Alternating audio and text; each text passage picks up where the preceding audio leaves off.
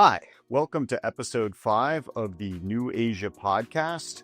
I'm Carson Block, the CIO of Muddy Waters Capital, and as usual, I'm joined by our head of Asia, Rob Med. On the New Asia podcast, we discuss what's going on in Asia, particularly as China declines in relative importance to the US and becomes somewhat of a pariah, while in particular Vietnam and India rise. The US just announced that it has implemented a preliminary trade agreement with Vietnam, setting its baseline tariffs at 20% and 40% for transshipments from China. Now, this appears to be big news, but Rob, I want to ask you, I think the big question here is, what does this mean for Vietnam? Welcome to the New Asia podcast by Muddy Waters Asia.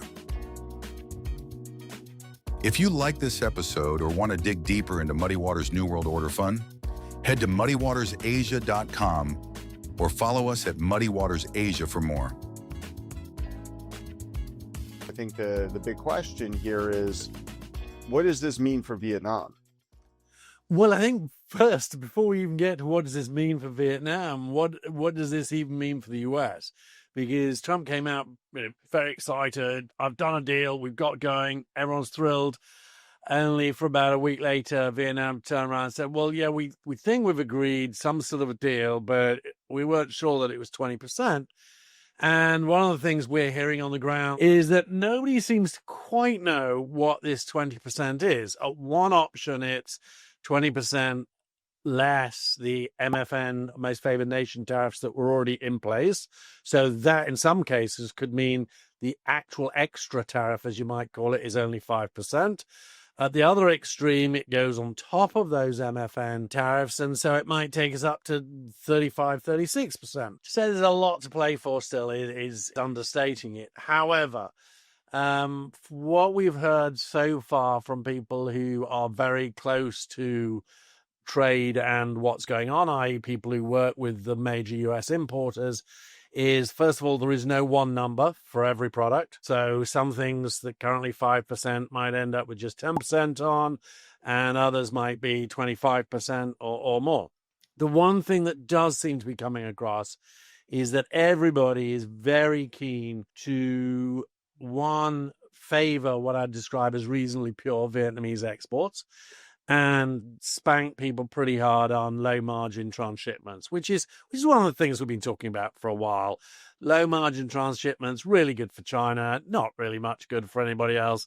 And so understandably, Vietnamese are pretty anti that, and the Americans are very anti that. We've been weirdly positive on this whole tariff issue all the way through, and part of it is because it provides the General Secretary Tô Lâm the air cover to actually push through some really needed reforms on the manufacturers in Vietnam. And that is clearly going ahead. We can talk about that a bit later on. But short answer to your question is, we're still not quite sure what those tariffs are actually going to be. The headline number looks attractive, particularly when you see what he's doing to Canada, Europe, and some of these other places. But it's still too early to say, all right, the tariff's going to be this, that, or the other. So is there not actually an agreement? I mean, what's your best read on what actually exists at this point? I would probably go, we being the Vietnamese and the Trump trade negotiators have agreed that they'd like to agree and make an agreement. I'm fairly sure that has definitely been agreed. And they've also agreed that transshipment is bad. It would be nice to do a deal. I think everyone is keen to do a deal. That I think is absolutely concrete, that we have an agreement, that we want an agreement. Beyond that, I think we're kind of feeling our way towards stuff. There's a couple of really big advantages Vietnam has. First of all, geographically, Vietnam is nothing like the US. And why is that important? It means because we don't have big plains where we grow wheat. There's nowhere growing soya, for example, in Vietnam. Vietnam has quite a big milk company called Vietnamilk, but they can't get enough milk from Vietnamese cows, so they already import it from New Zealand. I'm not saying that the Vietnamese are going to start eating more food than they are already, but it would be easy to start sourcing some of that food not from Australia and other countries, but get it from America. So Vietnam, that's one big advantage. So number two, Vietnam has a lot of manufacturing, but doesn't have super sophisticated manufacturing. If you think about what the US is good at, it's good at agriculture, it's good at super sophisticated manufacturing, and it's good at energy, as in exporting. It can export all those three things. Now, Vietnam does have energy, but it has a bit of a shortage of super clean energy. So it's fairly easy for Vietnam to say, look, we'll lower tariffs on those three things, or we'll buy those three things from America, because there's no one domestically sitting there going, oh, but if you take the tariffs away, we get hurt. So as long as we can get over an agreement, Vietnam is probably one of the easiest places to get a tariff result done. It sounds as though, from what you were saying earlier, the Vietnamese perspective was surprised by the Trump administration's announcement that there was some agreement in place. A, do you think, is that correct? B, what's the perception then on why the Trump administration made that announcement? I'm assuming it was for a domestic political audience in the US, but what are the Vietnamese saying about that?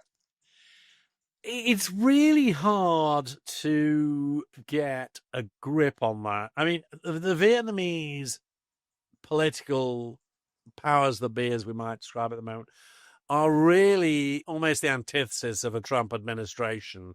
They don't talk a lot publicly, and then when they want to get something done, they do it. Whereas Trump seems to follow I'm going to say something, and then depending on how people react, that's basically my opening gambit, and then I'm going to move around. Whereas here, they do the opening gambits quietly behind closed doors, and then once they say something's going to happen, it's going to happen. I mean, to give you a good example of that, they've been talking quietly about pollution in Hanoi, and they've been talking quietly about electrification and various different things, vehicles. Today, they came out and said, in 18 months from now, there will be no petrol motorbikes in Hanoi. It will all be electric.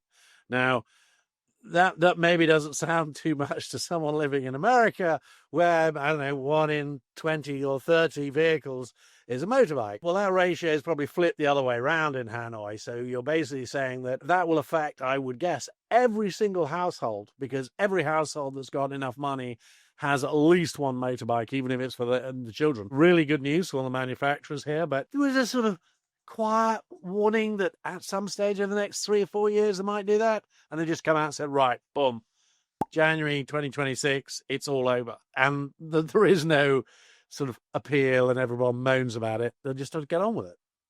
It's quite different to the Trump talk first and possibly get some action afterwards. Interesting. So the thing you said earlier also that was really worth expanding on, you stated that we've been actually reasonably positive on this idea of the imposition of import duties on Vietnamese exports by the US because it's going to force some much needed restructuring of Vietnamese industry. Talk about that. That's very counterintuitive. There's sort of, let's say, 3 broad buckets of exporters from Vietnam. There are the FDI people, Samsung, LG, Apple, people like that, who've come in. Sometimes they've built factories themselves. Sometimes they've caused other people like Foxconn to build factories here. Basically, everything they import, they play around with and they export it. And the Vietnamese government very kindly breaks those numbers out in terms of their FDI imports and FDI exports. Weirdly, it's kind of difficult to buy. If you want to buy Lululemon clothes in Vietnam, it's actually quite difficult. They don't have any shops, but they make a lot of stuff here. Most of it comes in, imported, played around with and exported. Now, you can track that as a percentage of exports, and that's about 70% of exports. And if you just assume that the import, and it's a bit of a crass generalization, but just assume that the import turns into the export, there's about an 18% margin. It varies. Good times, bad times, it's gone from kind of 15% to 25%, but it's roughly 18 to 20%. So that's 18%, say, value added effect. Yeah, value added. And obviously some of that will be labor cost. I would think not that high, and there's electricity and a few other bits and bobs. But it probably ends up, I'm going to guess, netting to a manufacturing margin around 10%, which is globally for non-IP products about right. The transshipment that Trump's complaining about is not in any material way going through the FDI manufacturers.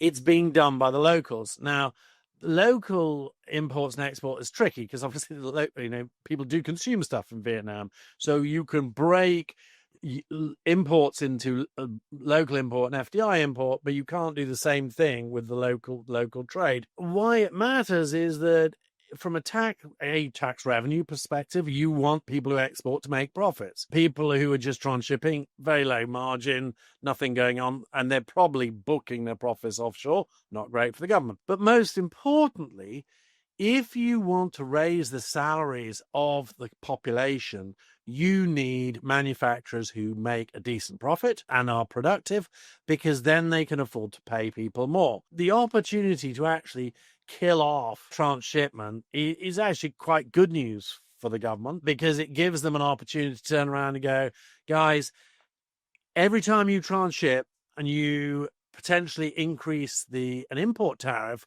you're not only going to screw the guys who are doing transshipment, but you're going to screw the FDI investors. And those are the guys who are bringing capital to the country. Those are the guys who are upskilling workers. And those are the guys looking to improve the lifestyle of people. And as long as the tariff remains attractive relative to other countries around the region, as I say, it's a really good opportunity for the government to come along and go, enough. And it does appear that the government has taken that on board. As far as we can see, and everything we're hearing is that they are taking the whole sourcing thing quite seriously.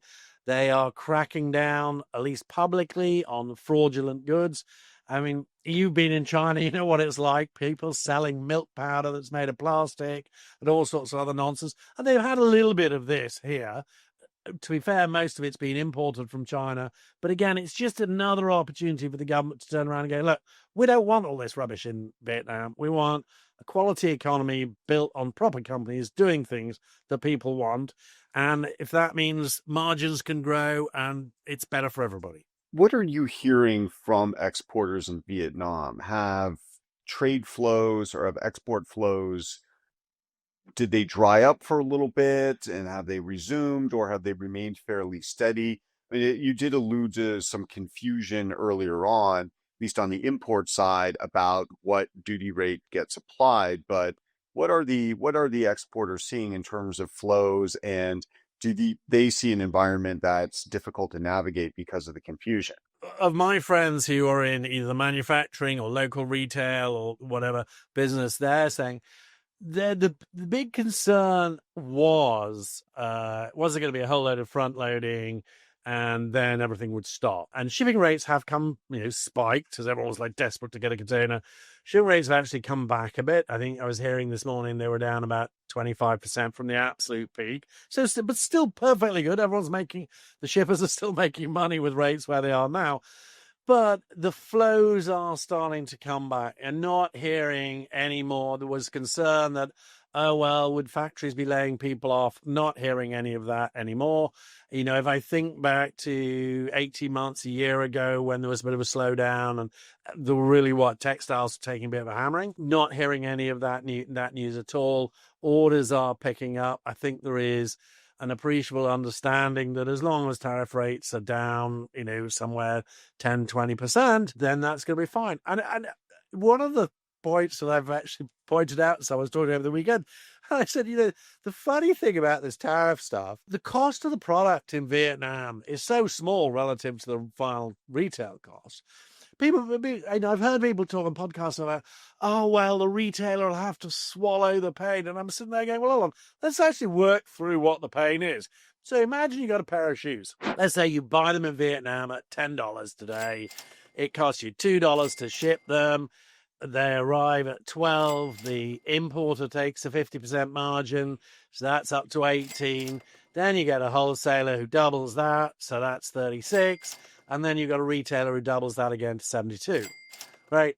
Now, think about it. If you put a 20% tariff on the shoe at $10, the shipper won't get a chance to jack up the margin because that's not how shipping rates work. But if that $2 just gets passed through the chain, it increases the final price from 72 to 74. 3%. I don't think anyone's going to change whether they buy shoes and that or not. Now, of course, if you get, shall we call them, greedy participants in the way, and so everyone says, oh, well, it's now 12, so I've got to add 50% to 12, and I've now got to double that and double that and double up.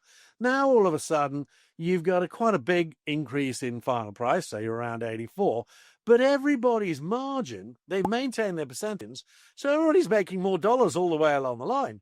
So when people talk about, oh, I've got to swallow the margin, the tariff increase, you're going, yeah, but you're putting your price up by 3 or 4 times the tariff, and then you're saying, oh, I've just got to swallow it once, poor me. Well, as long as, volumes don't fall by the equivalent of 18%, they're winning all the way down the line. So the only person who's actually losing out at that point is the poor manufacturer in Vietnam, because he doesn't get any price increase at all. So I think, a lot of people, it's a bit like, iPhones. We can back of the envelope say, the cost to manufacture actually the bits in an iPhone to manufacture, I'm sure costs not far off the same as a cheap run-of-the-mill phone, which you can probably buy for $100, $150, and someone's made a bit of a margin on that. So again, even if you put a 20% tariff on that, as compared to the $1,000 it sells for, it's not. They've got plenty of room to swallow that if they want to keep volumes up. When it was 46%, I get it. That was looking really ugly. But I think where it is today, people are starting to go, do you know what? We can cope with this. This flow through. And by the way, we were thinking about moving a factory from China. Vietnam was looking attractive. I think, there's other places around the region. And you sit there, and superficially they might look kind of interesting. And then you dig into the details and you go, do you know what? Tax regime is pretty attractive in Vietnam. The employment regime is pretty attractive in Vietnam. Okay, transportation's not perfect, but it's improving.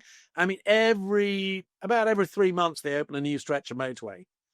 So, all of that's just slowly and incrementally improving things. And when you sit there and think, I'm going to build a factory and it's, last me for 10 years. Well, if the transportation's getting there now, you think in 3 years' time, it's actually going to be quite good. How has this played out in the stock market since the announcement? Well, there's 2 or 3 sides to the stock market. There is the sort of real estate. We're getting a positive push from 2 or 3 different angles. So first of all, we're getting a real positive push because the government's deciding and doing things. We talked about this before, and they really are getting into action and making things happen. So the real estate market is starting to move again. So that's a big part of the market. So that's helping. From a manufacturing basis, most of the manufacturers who've started to talk about stuff are getting reasonably busy. So that's cranking that up. The government has come out and said they're going to reform the banking regulatory environment so that these guys are going to be able to lend. I suspect there's a little bit of tweaking with carrot and stick. Please go and lend, and we'll also make it a bit easier for you to lend.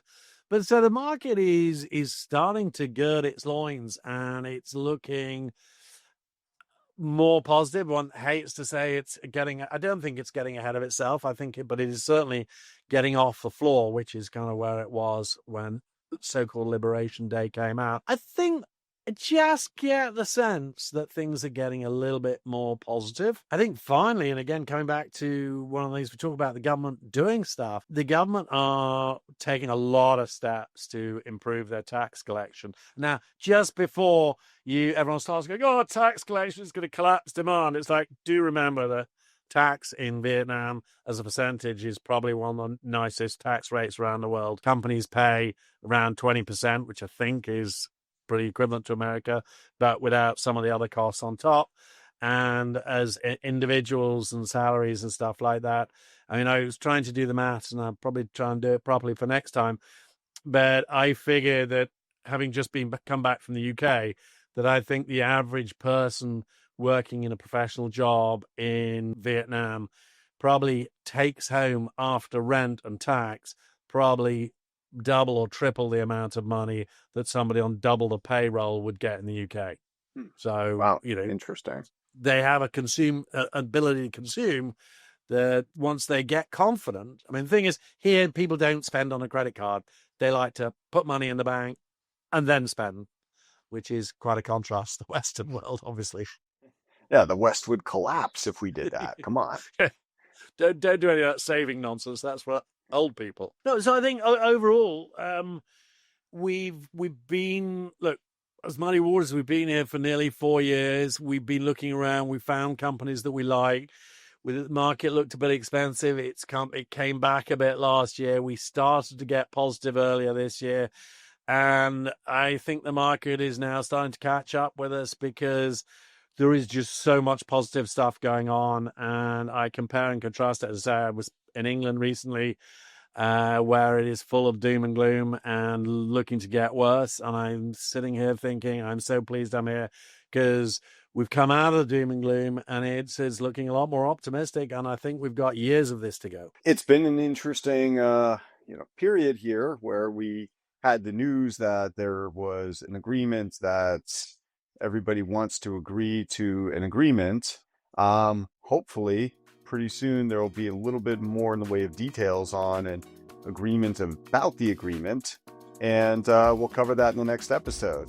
But it was great catching up with you, Rob. Thanks much. Indeed. Take care. All the best. Thanks for listening to this episode of the New Asia Podcast by Muddy Waters. If you like this episode or want to dig deeper into Muddy Waters' New World Order Fund, head to muddywatersasia.com or follow us at Muddy Waters Asia for more. Don't forget to like and subscribe.